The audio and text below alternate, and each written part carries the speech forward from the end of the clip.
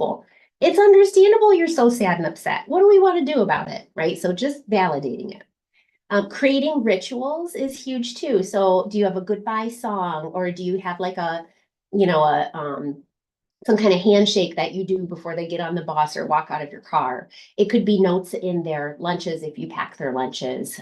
It could be, some type of post-it note that's on the counter when they return home from school, if they're old enough to be coming home and you're not there. Maybe they have big siblings in the home. But what kind of rituals can you set up that create just, again, a routine, something to look forward to, something that maintains that connection?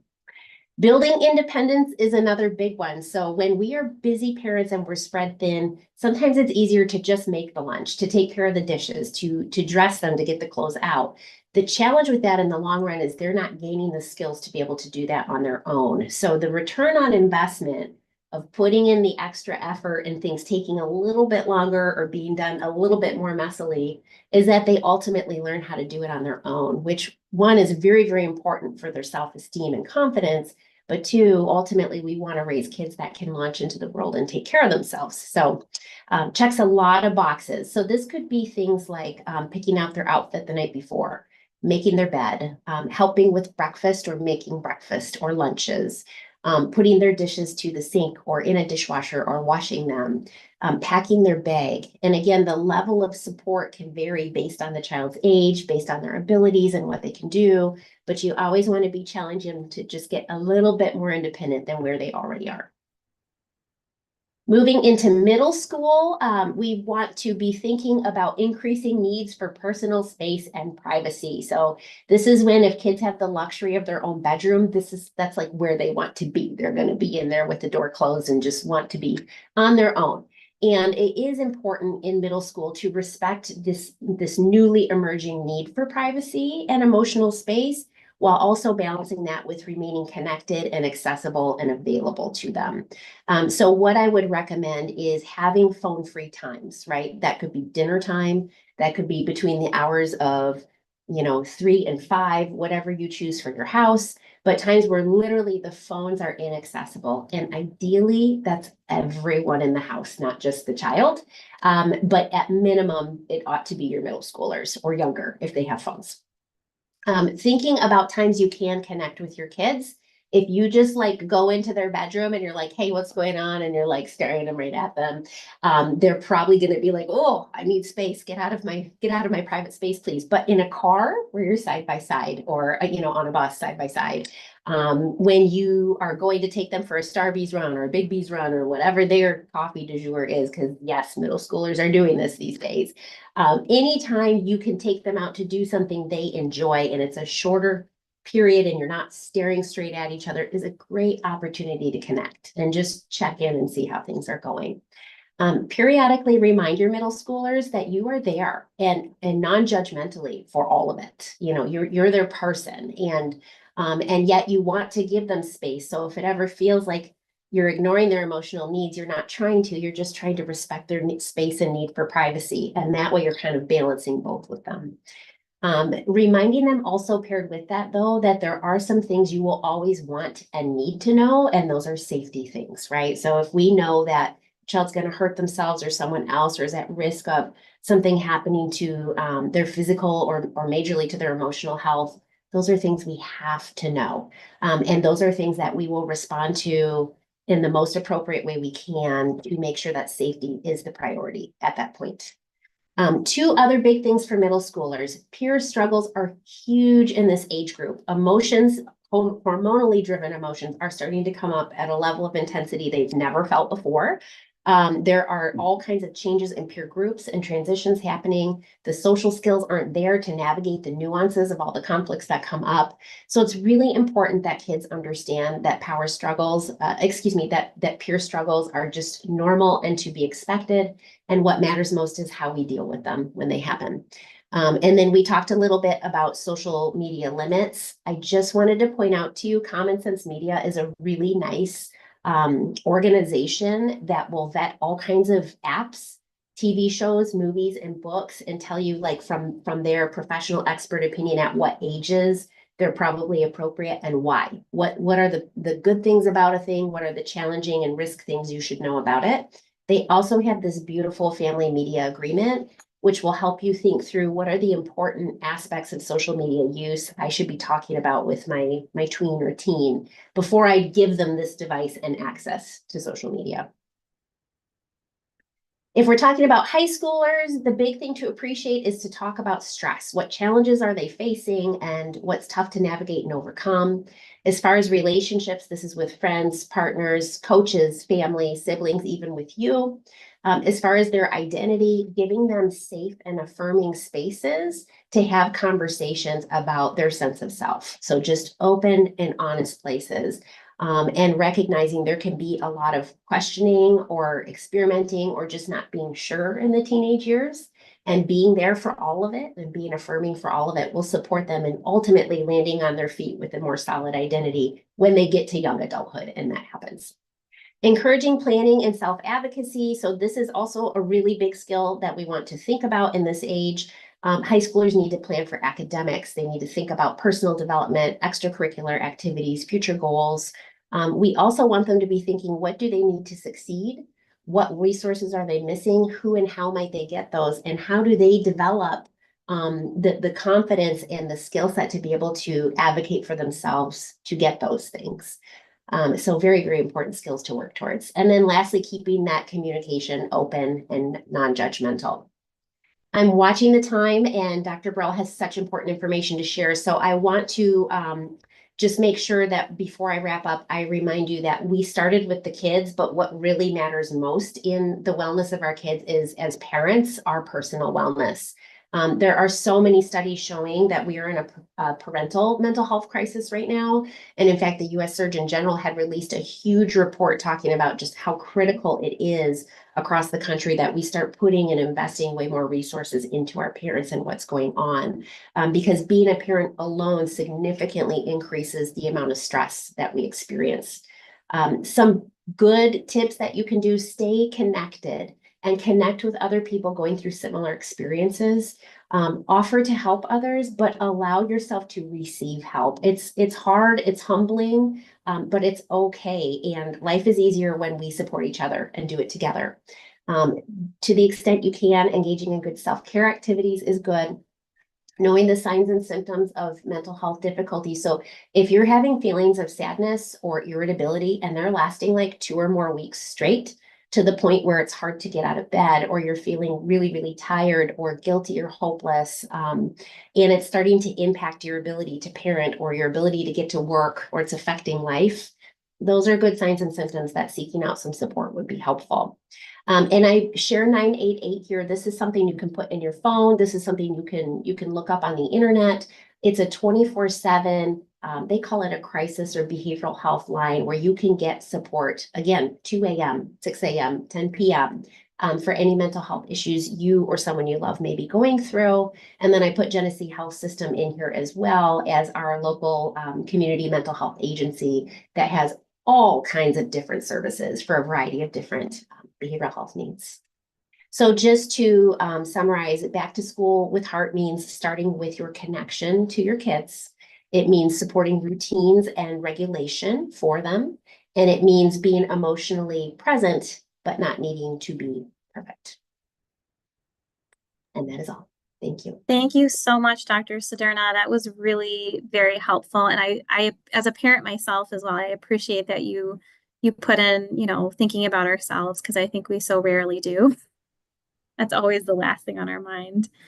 I'm going to hand it over to Dr. Burrell now, who's going to shift the conversation just a little, and I think more specifically talk about kids with autism. Thank you so much for having me. I'm just trying to figure out how to share just the slideshow part. There we go. Oh, all right. Let me go back all the way. There we go.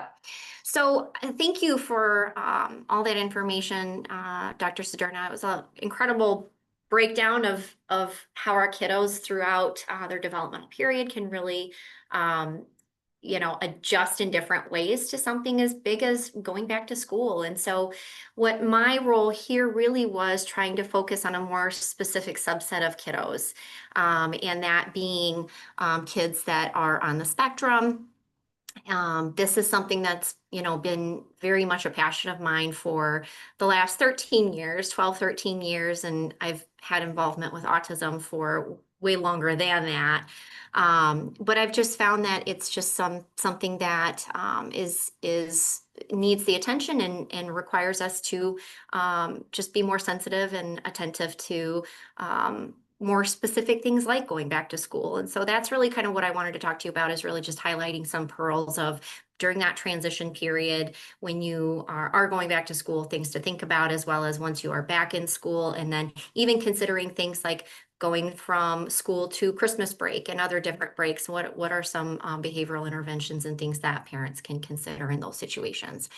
And if you know me, I will always put up a quote from Temple Grandin in any of my autism talks, because I think she is just so incredibly inspirational. This is an individual, a human with autism, doctorate degree, who has been an incredible advocate for the community of autism. And so I always find something in her quotes to apply to what we're doing. And so for here, I thought the most, this quote was applicable. The most interesting people you'll find are the ones that don't fit into your average cardboard box. They'll make what they need. They'll make their own boxes. And I think that's so applicable to talking about what things might be helpful for these kiddos and teens, because we don't know what works for one and what will work for another, and that's always been the quote, is that, one kid on the spectrum, one kid on the spectrum, because they are so beautifully unique in their own way from one to the next. In my 13 years, I've never done an evaluation of autism and thought to myself, oh, this kiddo is just like this kiddo, because it just doesn't happen. And so I think going through a lot of these different things that we'll talk about today about ways to help in that transition is, one may not work for one may not work for another, but hopefully at some point, some things work through trial and error to make that transition easier. All right, and so just a real brief review about autism. I'm not going to go into too much detail about this, but the specific criteria really have to do with challenges in communication and social interactions, as well as restricted, repetitive patterns of behavior, language, and interests. And so understanding that and understanding these really two different criteria and different features, there's a lot to consider under each. So when we're thinking about socialization and communication, we're also looking at challenges when it comes to this ability to have social emotional reciprocity in conversations and in dialogue and in interactions generally. And that also includes nonverbal communication. It also includes the subtle ways of interacting with people that just aren't verbal. And then difficulties with challenges in developing, maintaining, and understanding different relationships. And so going back to school, going to an environment where it is just nothing but other students and social opportunity, certainly some of those challenges can impact that transition. And then when we talk about the behavioral aspects of autism, this is where a lot of these transition challenges can stem from. So we're talking about repetitive motor movements and speech and repetitive interest in objects or repetitive use of objects. We'll talk about inflexibility to routines, ritualized patterns of behavior, highly restricted fixated interests, and then sensory challenges that can play a role in that transition as well. Just very quickly, just from the most recent research, just in 2025, it came out through the CDC that now the rate of autism is 1 in 31 of 8-year-olds. And so that number keeps climbing. And so we need to keep talking about it, and we need to keep highlighting that kiddos on the spectrum, or even neurodivergent children or individuals, we need to keep talking. We need to having conversations on how to make things the best for them in their environment that we can. We're slowly increasing the average age of first diagnosis, which now is at 47 months of age. And there's also some racial considerations that at this point and in in 2020, it actually flipped where it used to be more common in Caucasian population, whereas now the higher prevalence of autism is more within the Asian Pacific Islander, Hispanic, and Black population. So something to keep monitoring over the course of time, and that the population is more likely to also have a co-occurring intellectual disability in that particular race. And then for male females, we're looking to that gap is getting smaller over time as well. So it used to be for every one girl, it was 4 boys were identified. Now we're at 3.4, and so just some noteworthy changes in that new study. All right, so now I'm going to shift gears and really kind of dive into more of our transition into the school. And so for some children, like Dr. Sederno was talking about, for some children and families, back to school is a super exciting time, and the kids are getting ready, they're picking out their clothes, they want to go school shopping, and it's so fun to see. But for others, it's an indicator of, gosh, this is going to be a really, really challenging time for me and my family. And so we know that, for the research out there shows that along with other children with disabilities, with kids with autism and other kids with disabilities, they have higher rates of anxiety, social isolation, and difficulties with academic performances in that transition period. Children who are first starting school, studies show that they're less school ready emotionally. So these are the younger kiddos starting in that educational system. And they're less emotionally ready than their peers, and those children with autism appear to have more externalizing types of behaviors, self-regulation difficulties that ultimately affect their school engagement and their relationships with their teachers. So knowing that, we want to make sure that we're tapping into some of these different considerations. And so these things, these considerations certainly, like I said, not all kids with autism will struggle with those transitions, but there are some significant considerations that you have to have when thinking about autism. And so the level of impairment of that child, the level of impairment in the symptoms that they have of autism certainly can make a difference in their adjustment to back to school, as well as if they have any comorbidity. So if they also have an intellectual disability in addition to that autism, that certainly is something that might make that more challenging for that child. Prior experience and age. So prior experience meaning they've had 5-6 years under their belt of school, it may be less challenging for them. If they're older, it may also be less challenging for them. So certainly that's something to consider. Level of the transition. So within school, going between grade 2 to grade 3, where you are trying to you're going and you're around the same peers and you're around the same familiar teachers and environment, versus going from elementary school 5th grade to, let's say, 6th grade, where you're changing schools completely. And you're going from a very structured type of, you have your homeroom teacher, this is what you do, and then all of a sudden you transition to middle school, and now you have to change 6 different classes, and you are in a much bigger setting with more people, because middle schools tend to be more condensed, and so that can certainly play a role in that transition. And then the level of supports that are in place, if any. So we have families that have a tremendous amount of supports in their life, all the way to families that really don't. And so that is going to make a difference in how that child transitions from one place, or from not being in school to being in school, in terms of adapting. All right, so before we start school, there's certainly some things that I think are important to highlight. Symptoms of autism certainly interfere with successful transition back to school, like overstimulation, right? You go back into an environment where it was calm, it was your protected space, it was your safe space. You had everything you need to make you feel calm and safe, to a place that's completely different. Certainly anxieties related to those transitions, rigidities, peer interaction, those are going to play a role.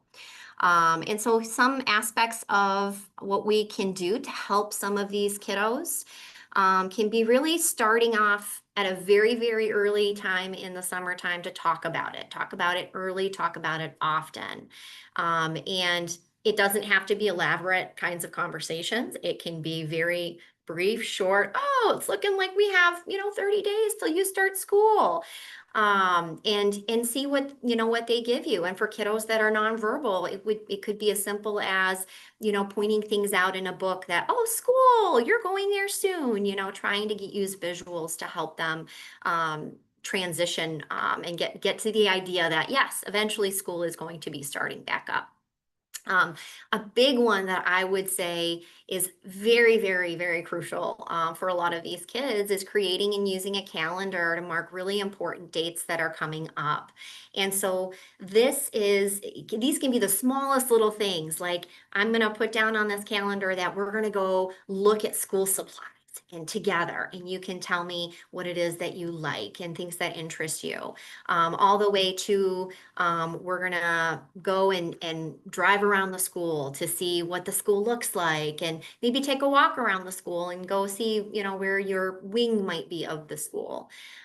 So little things all the way up to bigger things like a meet and greet with teachers, meet and greet with peers prior to school starting, as well as first day of school. And is that a half day versus is that a full day? And are other kids having half days, and why are they having half days versus the other parts of the school maybe having full days? So just little things in there can be really helpful. And that's really all that calendar should be used for, because that's what it's identified to do, is really just be that guide for that kiddo to say, this is your school calendar. This is what we're going to go to anytime there's things that we need to do related to school. Requesting supplies list really early can be fun and helpful for parents, because before the school rush because when you get to the school rush and the shopping, it can be really overwhelming. There's a ton of things aren't where they need to be. So the experience of going out and getting the supplies is really helpful. It's a socialization opportunity. It's teaching adaptive skills to these kids, but being more selective of how you go about getting that. So if they struggle with being overwhelmed in really large places, maybe you start first thing when they first open, and that's the time that you go. But having them be a part of that and getting excited and getting to pick things out on their own can really help with that adaptability.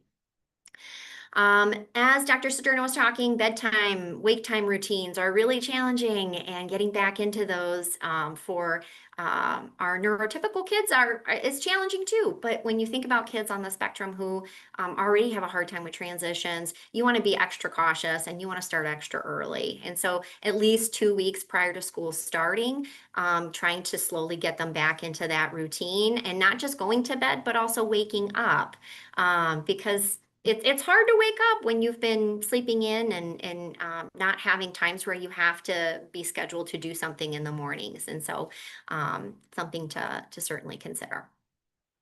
All right. And meet and greets are a really common thing, really important as far as kiddos getting a chance to meet who their teachers are. But it's not even just teachers. It's meeting who the bus driver is. It's meeting who the aides might be in that classroom, who the PE teacher might be, and who their resource room teacher might be. And so if you can do that, not just once, but multiple times, that can be helpful. But even we've had kids that I've recommended that they're in middle school, and they get the teacher's email, and they email the teacher beforehand to just say hi and say, I'm looking forward to meeting you, as a way to start and spark a communication that isn't necessarily face-to-face, which can be intimidating for these kiddos and can be nerve-wracking. And so maybe starting smaller with those kinds of communications can be helpful too. Practice the drive. So we know that the drives to school can be a challenge for a lot of our families. The bus rides to school can be a challenge, and so the more information that you can give your child about what's going on, and what the route is, and how long you're going to be on the bus, those kinds of things can be really helpful. So just getting in the car and trying to practice driving to the school and practice parking, those little things can make a difference. Doing a tour on the school on multiple occasions if possible. So again, you can always, parents can talk with the principals and say, hey, I know teachers are on site. Is it okay if I bring, Adam by and we can just go make another round of the school today just to get him comfortable with where his classes are and get him comfortable with where things are going to be and where his locker is. That communication can be really helpful too. Creating an about me. So this is actually one of my favorites, where parents, it's a kind of a little bit of a letter, about me letter that can go to all of that child's teachers that really, it can be from the parent perspective, but the ones that can be really helpful are the ones more from a child perspective, that tells them all about them, that tells them, I'm really nervous, this is who I am, these are the things I love and the things that really are difficult for me, that make my life a little bit more challenging. And so when I get really upset, these are the things that can be really helpful for me. One of my more challenging things, and having kind of, you're almost giving solutions to a teacher who doesn't quite yet know that student, but you're giving them almost a handbook of, this is my kid and this is how to understand him or her, and this is how you can help them when they are in the classroom. And knowing those things can be really helpful. So imagine a teacher who, or a teacher who doesn't have any exposure with, assistive communication devices, for example, or programs. And so having the knowledge that that's something that would be useful for that child, and that's their primary way of communication, they would want to know that information. So it's just a really nice way to wrap things. You can have pictures on there. You can have, pictures of their favorite stuffies and just different things that give your child just a really beautiful look of, this is who they are, but packaged in a little letter. I've had a lot of teachers and I've had a lot of parents just really say a lot about how this has impacted their communication with their teachers and their relationship with the school. All right, so creating visuals can be incredibly helpful for these kiddos as well. So a schedule of, we're prepping the schedule for what the school schedule looks like, checklists. So maybe in the mornings, it's a checklist of what they need to do to get ready before they come downstairs, or get on the bus, or maybe it's a checklist that when they get home from school, they'll have certain tasks. But creating those visuals for these kiddos really helps to organize them, make things predictable for them, as well as helping them kind of feel more independent in what they're doing, because they have a way to check things off and go, okay, I did this one, I can go to the next one. So visuals are really wonderful for those things. Discussing with the teacher the level of knowledge and comfort with these different devices that I had talked about a little earlier. So if a teacher isn't familiar with the different iPad systems that are used for communication, like PEX systems, then making sure that there's enough time before school starts that you can have a discussion with that teacher and make sure that they're aware of everything and all the small things, technical things that need to be in place before a kiddo comes in. Social stories are wonderful ways to prepare our kiddos to get into the school and to start back into the education system. And I put a link right there of some really good free social stories that parents can print out and cut out and put together into little books. And that can help with that transition. Identifying sensory safe spaces in the classroom can really help reduce stress and sensory overload. So every classroom is made differently. Every teacher creates their classroom in different ways. And so being able to look at the classroom before the kiddo starts and seeing if there's any specific places, knowing what that classroom looks like. Is there any kind of things that you can talk with the teacher about to say, hey, could this be Adam's little safe space?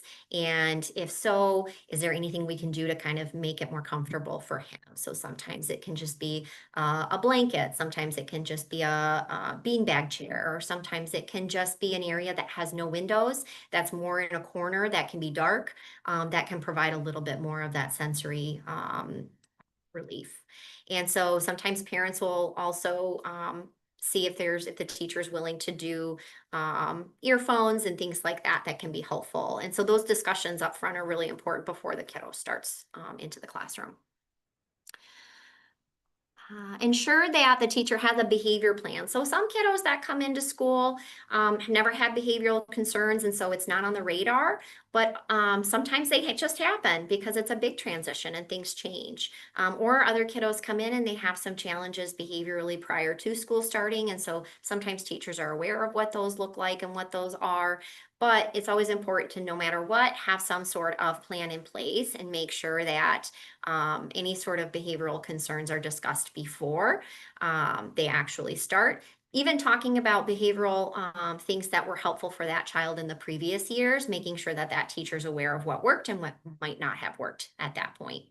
And this isn't just behavior problems. We're also talking about elopement. So there's a large portion of our kiddos who they just take off, and it's not because they want to run or they want to escape. Sometimes it's something that we just don't know what they're running toward, and sometimes it's just they have a burst of energy and they just want to go. So putting those safeguards in place before the kiddo starts school might be a good conversation to have with a teacher. Back to kind of our calming space that I was talking about in the classroom, you can spend some time before school creating kind of sensory kits together. So understanding what your child is really responds well to, whether it's fidgets or squishies or their stuffies, if it's earplugs or, things that are little problem solving puzzles that are small. There's different things that can go in those sensory kits based off of the needs of every child, because every child's different. And creating those together before school starts would be a really great way to help them prepare to transition in. And talking to the child about those things like, hey, when you're in the classroom, this is something you could use this for if you find that you're really upset, and having the dialogue. And if you just Google sensory kits on Google, there's a ton of different examples out there. There's some super cheap ones, ways that you can make things and create things on your own at home. But then there's all these massive elaborate ones. But the reason why there's so many is because there's just our needs of our kids are so different. And so we just want to make sure we include everybody.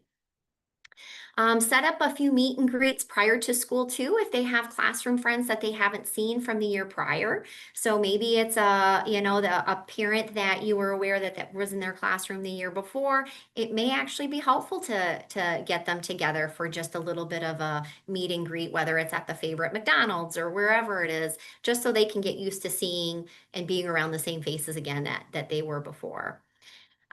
Taking pictures of the school to help provide those visuals for the kiddo can be helpful. Taking pictures of the teachers and their faces, and you can label them. Those are things, putting them in a binder so that they're familiar with who they're going to go see when they are in the classroom, can be a really great way of preparing these kiddos in that transition period. And then check in with them early and often. How are they doing? So even kids that are nonverbal, it's still important to still check in, say, hey, buddy, how are you? Even if you may not get a response or you're just hugging them, something to say, I'm listening to you, I'm here for you. And then face visuals may be really helpful for them at home for you to use when you're having those discussions to really highlight, are you excited about going to school? Are you anxious or worried? And you putting those words to those faces really will help them better be able to learn some of those emotion vocabularies. All right, so we talked about a lot of things that can be implemented prior to the school. And so there's a lot of things after school that can be considered to just help maintain a positive transition or to help address any behavioral concerns or factors that happened as a result of maybe some challenging transitions. And so first and foremost, as a parent, expect the unexpected in the first few weeks. There is no drawn out map for how things are going to go. The best thing that you can do as a parent is implement the things that you feel will be helpful for your child. Cross your fingers and continue the work once they start school to adjust and adapt. And there's no right or wrong answer to any of these things. A lot of it is trial and error. And so some of these things might be really helpful, like visual schedules throughout the school day to go from place to place can be easily accessible. A lot of the times you can put them on these little binder rings and they just carry it and they hook onto their backpacks. Pretty easy to just create those, and then those can change out depending on what those schedules look like as well. But in the first few months, expect those unexpected. Set really clear behavioral expectations for school behaviors too. And so you can always have those dialogues at home at the end of the school day and say, you know, if there were some behavioral challenges, you can talk about those and say, you had a hard day and that's okay. You know, trying to highlight, you know, remember we keep our nice hands. You know, we keep our hands to ourselves, and in highlighting a lot of the main aspects of whatever behaviors are happening at school and talking about them.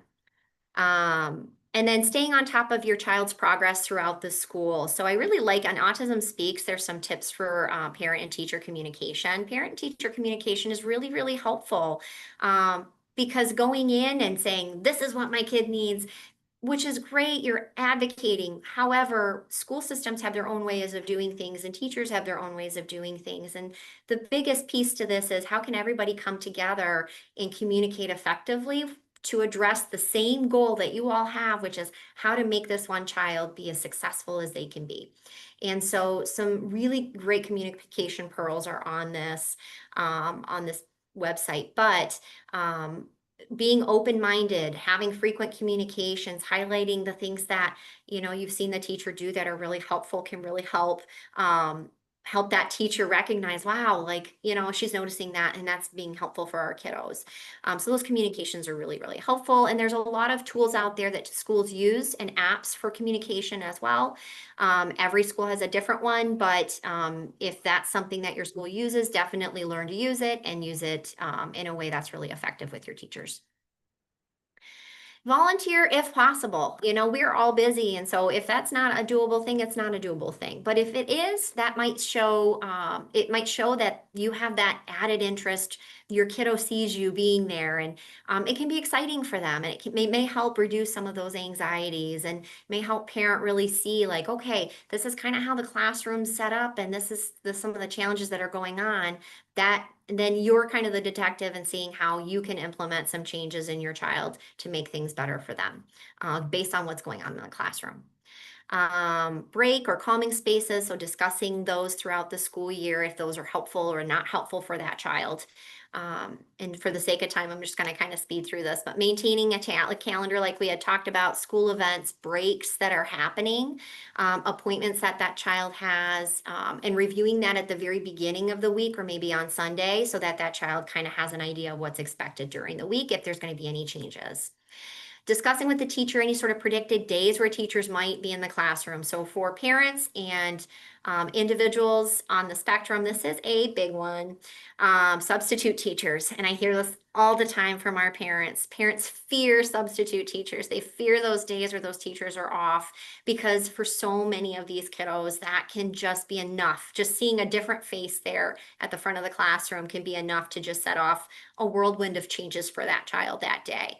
And so just having that dialogue with the teacher and saying, hey, FYI, my kiddo just doesn't do well with substitute teachers. So maybe we can discuss if you have a plan ahead of time, you can let me know and I can start transitioning him into those situations.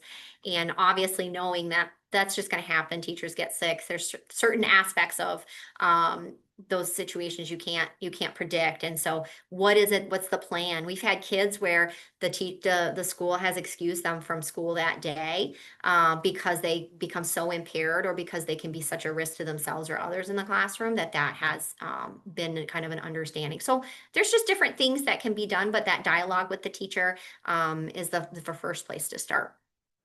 And then request team meetings if needed to make adjustments and accommodations as well when a kiddo has an IEP. All right, real quick, just when it comes to school breaks, reviewing calendar. So, you know, we have kids that go back to school, but then you have a week-long break in October for fall break, or you have 2 weeks for Christmas, or you have spring break. So anytime you have that, review the countdown or the calendar and count down until you return to school. That can help in that transition. Try and maintain a consistent schedule despite that, but those are short periods of time. It's not like summertime where you have months. So if you can try to maintain a consistent school schedule during that time, that transition will make it a little bit easier at the end. Use visuals for both home and school. So what the school is using, try to use that at home as well during that period of time, so it's not that much of a shift.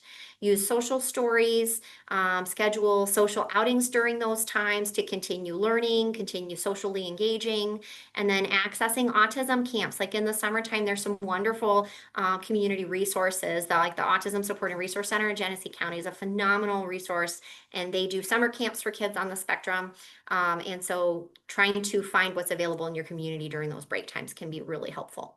Awesome. Thank you so much. We really appreciate your expertise with return to school, specifically with kiddos on the spectrum. That was really, really helpful. It seems like there's a lot of similarities between what you and Dr. Siderna covered, but then also some extra special tools in our kit for kiddos on the spectrum. We have a little bit of time left to any like words of advice or last kind of minute recommendations if anyone else has anything to add. I'm going to pop in the chat. We don't really have the time to go a deep dive in terms of thinking about the what I think is the elephant in the room, talking about immunizations and how there's no evidence to prove, if you will, that there's any correlation, causation between autism and immunizations, meaning there's a lot of research out there that proves that immunizations do not cause autism. So I'll pop a website in the chat for everyone. But any last kind of words for any of you before we move on to the students? Oh, yes. I just want to add early, like I said, early recognition of autism. I have a cousin, Rocco, and he was like about 2 years old when we noticed that he was parroting. Like whenever you speak something, he would repeat it. And so his parents noticed that after he had his second child, that it wasn't part of the normal development, and was able to get him into like ABA therapy. And he's in 9th grade, and he's doing well. But all those things that you mentioned, creating that boundary, the schedule, routine, is all excellent. Early recognition is super important in terms of getting them into important therapies like ABA. Anyone else? Any last comments? All right. Thank you again so much, Dr. Burrell and Dr. Siderna. Oh, yeah, sorry. Oh, I was going to say great presentation and information. I just wanted to give highlight to, there's a fashion show that takes place yearly that's titled This Is Me. And it's all children that have autism. It's amazing to see, especially with the crowd.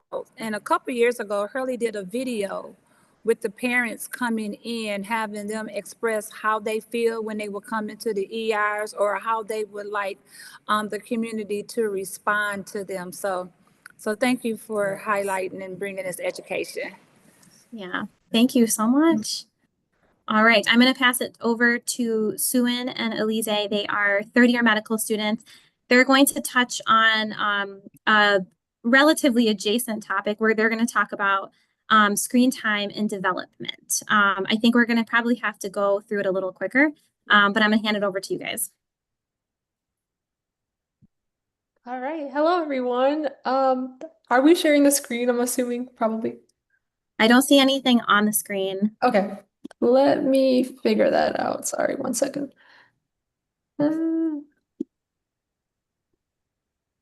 Okay, I can see it. Okay, perfect. All right. Hi, everyone. We are Sue and Elise. So we're just going to present on screen time, parental tech use, and child development in more detail. Let's see if it works. Okay, so we're going to probably skip the poll questions and discussion questions we have due to time, but we'll get into the content. Sue, if you want to start off.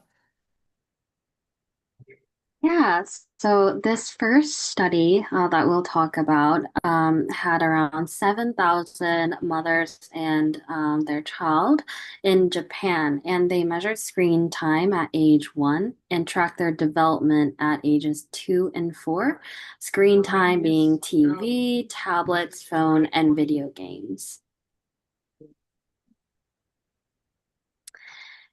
And their findings were as expected. Children exposed to greater than 4 hours a day of screen time at age 1 had higher risk of developmental delays, including at age 2, communication, fine motor skills, problem solving, and personal and social skills. And they found that after age 2, at age 4, these communication and problem solving delays persisted. I think we could go ahead and ask. Oh, my bad. I think I paused my screen share. Where did it go? Sorry We about can, if you want, if you're cool with it, we can, if you want to go over the rest, or do you want to just kind of pause for Yeah. discussion here? We can pause for your discussion here. Okay. Can we bring what tips in do you- like multiple people for this, please? Of course, yeah. Are there any tips that the panelists have for the families struggling to reduce screen time? I saw Dr. Sederna, you unmuted.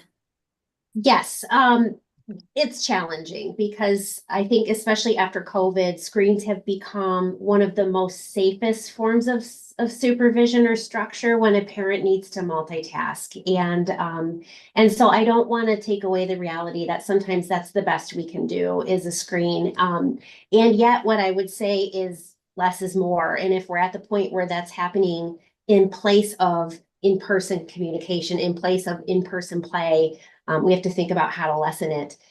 With younger kids, setting limits is tricky because they do go up in arms over it and temper tantrum. Like they get mad, they show it. That's their age. They don't regulate their emotions before 5. But given this research study, which is talking about littles, especially in that little age, it's okay to say later or no. And then I would put it completely out of sight to the extent that's possible. If you can't see the phone and you're occupied doing something else, you're less likely to keep persisting on asking for it. So that would be like my little pearl around that. We actually do that in my home. We hide the remote, or like we put it up on the countertop. I have a 2 and a 4-year-old. And so when it's done, it's done. It's out of sight, out of mind, and like it's not happening anymore. Yeah. So there's a lot more, just to give some more perspective, there's a lot more literature coming out in terms of screen time and development. So this is just one study. They looked at a lot of different kids. I think you said 7,000. And so while it is just one study, we don't usually get too excited necessarily, but the amount of kids it looked at, the fact that there's more studies coming out showing that screen time is in fact, there are some associations with developmental delay. Can someone on the panelists talk about how all screen time is not the same? I'm sure there's someone out there who can touch on that. What does that mean when people say not all screen time is the same? For example, my first child didn't get any screen time in his first year of life per the American Academy of Pediatric guidelines. My second child, my daughter, ended up getting screen time from the time she was born. And so anyone want to comment on that? There's definitely a lot of quality differences between certain programs, right? So you may have something like just more educational programs, kind of learning programs that they can access through like a YouTube, or they can watch videos of something that's very repetitive or someone playing a video game, right? So there's different things that can be accessed using these different kinds of media. And so certainly when you feel like the child is able to access tablet time, things like that, we always encourage parents to kind of try to stay on the edge of more educational programming. Things like Miss Rachel and things Love that are Miss just, Rachel. yeah, I love Miss Rachel. She's fabulous. But those types of programmings are a little bit more, have more substance to them than a lot of those other programs. And so that's a common discussion that we have with our families. What about some of those ones that maybe aren't like PBS or Miss Rachel, but you're talking to your kid during it, or you're saying, oh, what are they doing? Or what do you see? Do you think that's kind of a bridge if, say, I don't know, say you have a 10-year-old who's going to watch what he's going to watch, but then you have that 2-year-old who's watching the same thing? Absolutely. Dr. Nurse T, any comments on screen time and young kids? Let's see, let me see. I do have like my small grandchildren, my oldest granddaughter who is 12. And so she spent a lot of time with me. So at the time, I gave her the tablet or the phone. So now at 12, it's kind of hard, kind of distract her. She'll be out and she'll be on the phone. So just kind of reiterating like,